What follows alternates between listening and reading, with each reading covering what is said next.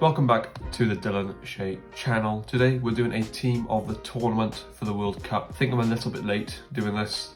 Some people have done one like the day after the World Cup. Oh well, who cares? I don't have an editor, okay? I have to do all of this by myself. So let's get straight into it. Let's go to the keepers. So I had two candidates for this, really, and I actually planned my like who was going to be in the team of the tournament before the World Cup final. Don't know why I did that. I had Lukanovic from Croatia. Yeah, he's not in it anymore. It's now Emi Martinez because he's ridiculous at saving penalties and he's just a ridiculous keeper. And he made probably the most clutch save I've ever seen in a World Cup final. Well, in just a final. Is it the most clutch save ever? That's the question. I mean, Martinez had 3 clean sheets in this World Cup. He saved 2 penalties as well against Netherlands. He was amazing in that game. The penalty saves were crucial. And of course, against France, only Mbappe scored his penalty. And yes, Mbappe scored 4 goals against Emi Martinez. But, I mean, the volley, don't know what he's supposed to do about that. And he scored 2 pens, well, 3 penalties. So I did think Lukanovic, though, was also amazing in this World Cup. Could have easily been keeper of the tournament. He had 11 saves versus Brazil, and 7 were inside of the box. He also had 3 clean sheets as well. Saved 3 out of 4 penalties against Japan. Made 24 saves in total this whole World Cup, which is in the top 5. It might be first, I think, actually. But he did give away that penalty to Argentina, and I think that's probably the difference in giving this award to Emi Martinez. For my right back, I have gone with Juranovic. There were a few candidates, Hakimi, Kyle Walker, Denzel Dumfries, but I went with Juranovic. He was really impressive. He had a 3-game run, which was incredible. Against Belgium, he was amazing. Japan, incredible. And Brazil as well, he was amazing in that game too. Loads of energy. Defensively was good.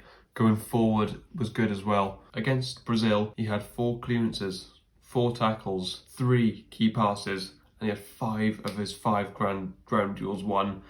Just ridiculous performance. That's the best performance from a right back this whole tournament, I think. And his heat map is just incredible. I don't know if I'll be able to put it on the screen. I'll try. It's off of SofaScore. This isn't really relevant, but not in this. I just did want to mention that he's also been very good for Celtic too. Now let's go on to the centre-backs. Now this was very tough because there were quite a lot. There was Maguire, there was Lovren, there was John Stones, there was Koulibaly, there was Gvardiol, there was Roman Saiss as well. I've actually gone with Maguire for my right centre-back, or left centre-back, we'll put him there. Yeah, he was incredible this tournament. So composed, he looked confident, didn't get exposed once, I don't think. Maybe for the Giroud goal where he switched off a little bit, but that is it. I can't believe how good he was in this tournament. You know, I said he shouldn't be on the plane for England. And to me, every time he was on the ball, looked great. It was just perfect, really, for England. And yeah, well, fair play to Harry Maguire, 3 clean sheets as well. An average rating on SofaScore of 7.34, which is very high. And the game against Iran, I thought he was like incredible. Like the threat from the corners. He was a threat the whole tournament from corners, but especially in the Iran game, he could have scored a hat-trick. Now, my other centre-back is probably, I don't know if it's a bit rogue, I'm not sure. Go with Roman Saiss, I think he plays for Besiktas now, you know, the old Wolves player. Yeah, I didn't expect this from him either. He was averaging 5 clearances per game, by the way. I know Morocco were a bit more defensive, but he was a rock at the back. Morocco didn't concede many goals. The only thing I would say against him is he had a very poor game in the semi-finals against France, but he was injured. So you can sort of understand it. But yeah, I thought through the whole tournament, I thought he was exceptional, actually. Really solid. And a massive reason why Morocco got to the semi-finals. He had 3 clean sheets for Morocco in a World Cup. I mean, that deserves an incredible amount of praise. Now, this is where I lose you. So we've gone through the 2 centre-backs. We've gone through the right-back, keeper. This is where, if you're watching this, you turn off. Because my left-back pick is just it's very out of nowhere, I think. You know, you'd expect Mazraoui, Theo Hernandez, Acuna.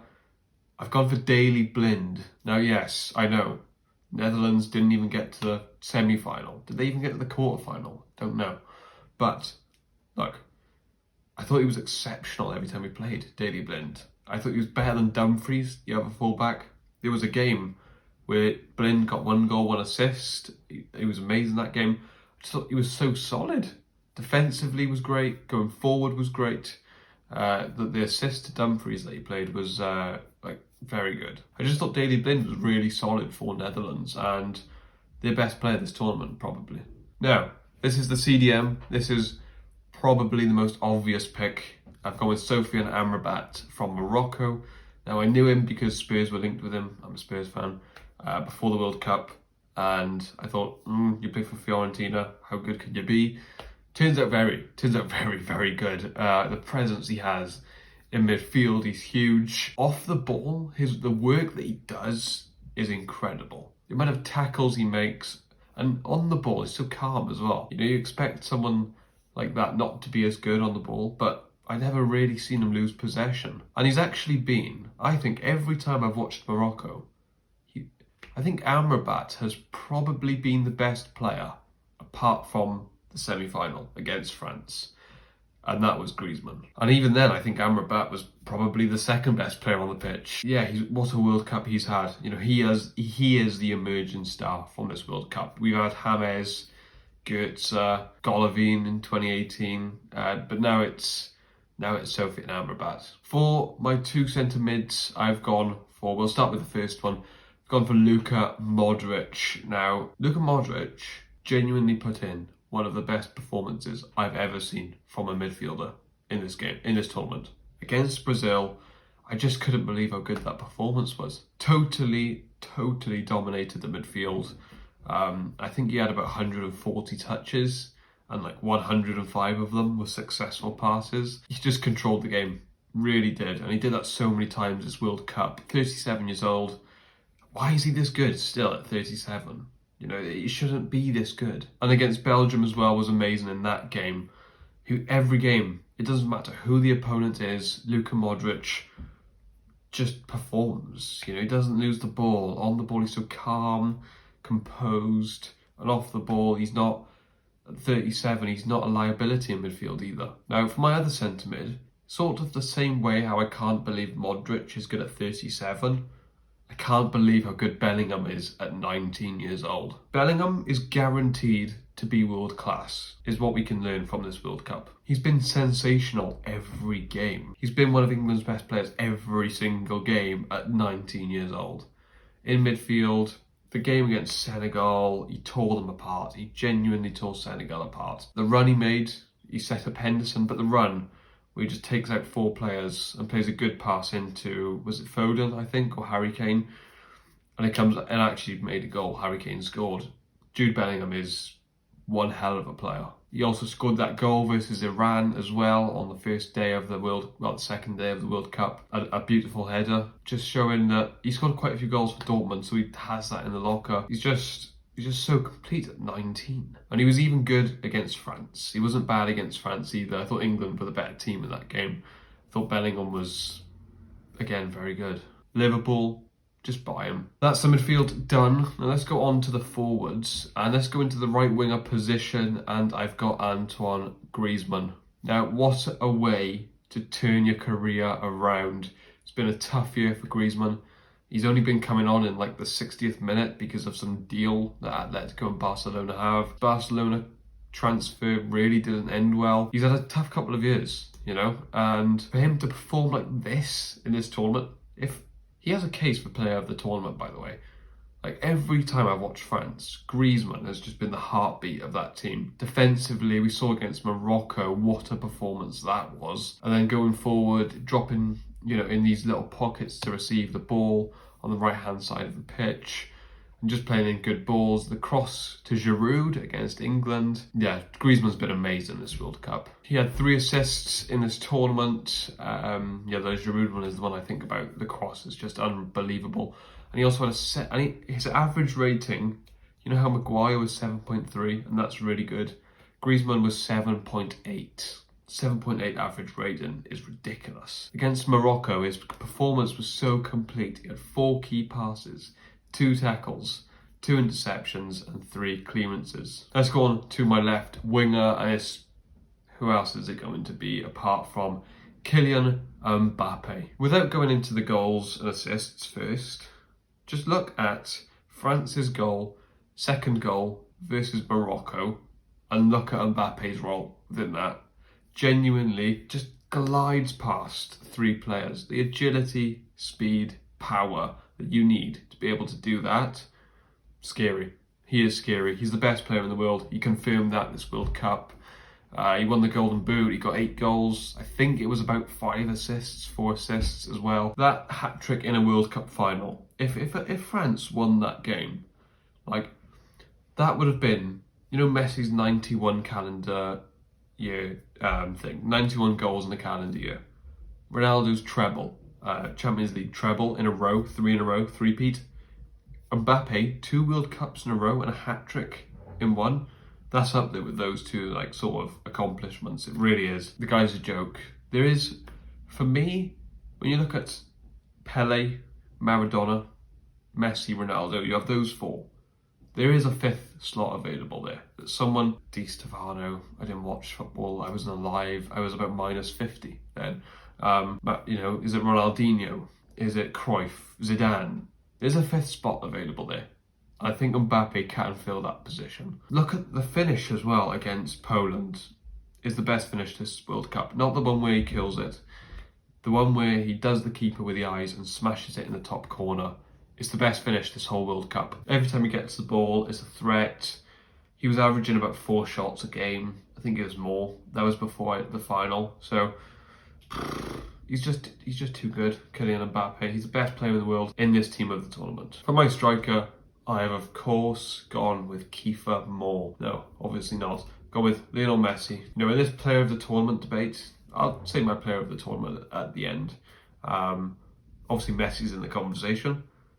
He does walk a lot, though, doesn't he, Messi? Like, for about 80 minutes, he walks, but then there's just 10 minutes of just magic. The turn, you know, he turned Gavardiol. I mean, that's almost like a Boateng moment. It's not quite as bad as that. But considering Messi's 35, like towards the end of his career, and Gavardiol, you know, is a young, upcoming, one of the best centre-backs in the world. Why has that happened? Messi is just an alien. You know, he's not human. He is the GOAT for me. I might make a video on does the World Cup make him the GOAT? Spoiler, I don't think so. Even though he's my GOAT, I just don't think the World Cup makes him the GOAT. When you think as well, that Boateng thing he did was 7 years ago. The consistency to do it 7 years later, at 35, to do that to Gavardiol, it's actually insane. It's the final. He was amazing in the final. You know that Argentina team goal? I want you to go and look at it, right? The Argentina second goal, how Messi has laid that off to, I think it was like the right back, Molina, maybe. Honestly, it's world class. Like, it's just so good. I replayed it about 10 times. He touches it, and the ball doesn't touch the floor, by the way. And he has 3 France players surrounding him. He touches it and lays it off like a perfect pass at the same time. It doesn't make sense. Physics was not working in that moment. And yet, Messi is just... Messi's Messi, isn't he? Now, let's go into some, like, little awards. So for goal of the tournament, you know, I've gone with Richarlison. That is iconic. That goal is iconic, by the way. It's not. It is. Is it? Is it iconic? It's not like Ronaldinho versus England iconic, but like quality-wise, it's just unbelievable, isn't it? Touches it and then bicy's it. And at that point, I thought Brazil are going to win the World Cup, like I predicted. That didn't happen. Player of the tournament. Now, I have wrote on my notes, so like I said, I wrote this before the final, right? I have Griezmann or Mbappe. There's no Messi, but the final makes you consider Messi, right? For me, it's Mbappe. You know, I think people will give it to Messi, but over the whole tournament, Mbappe is just electric. By the way, those final 40 minutes, Mbappe was actually just stupid. He nearly scored a goal at the end of the game where he just ran past about 5 players. Turned Romero inside out. Guy's a joke. Won the Golden Boot. 8 goals in the World Cup. Hat-trick in the final. He has to win player of the tournament for me. For me, the best moment, I think maybe Saudi Arabia beating Argentina. That was cool. Japan beating, was Was it Germany? Yeah, Japan beating Germany was good. The best moment in the moment was probably when Japan and Costa Rica were 1 and 2, and Germany and Spain were 3rd and 4th. That was probably the best moment. But I also did like the Netherlands free kick as well against Argentina. I thought that was amazing. The bottle to do that in the last like second of the game, yeah, incredible. For me, the best performance. Now, it would go to Mbappe nearly in the final, a hat-trick, but it was 2 pens. Like, you know, so I'm going to go Modric versus Brazil. I couldn't believe what I was watching that game. Biggest surprise is Morocco. You know, Morocco with a good feel, with a feel-good feel. with a, how do you say it? With a feel-good team about this World Cup. Yeah, something about Morocco, people just really seem to enjoy this World Cup. The fact that they got to the semis and they were really good, probably. For me, the biggest letdown were Denmark. Now, Denmark finished in 4th. What? They got to the semi-final of the Euros, a narrow loss to England. They came 2nd in the Nations League group. They came behind Croatia, but they finished above France. They beat France twice, and they came top of their World Cup qualifiers as well, where they won 9 and drew 1 out of 10 games. So they came into this tournament with a lot of expectation from me, and they didn't deliver at all. If you have enjoyed this video, I have. It's been my most enjoyable video to record, probably. Give it a like and subscribe if you are new. And let me know what you would change and who would be your player of the tournament. And thank you for watching.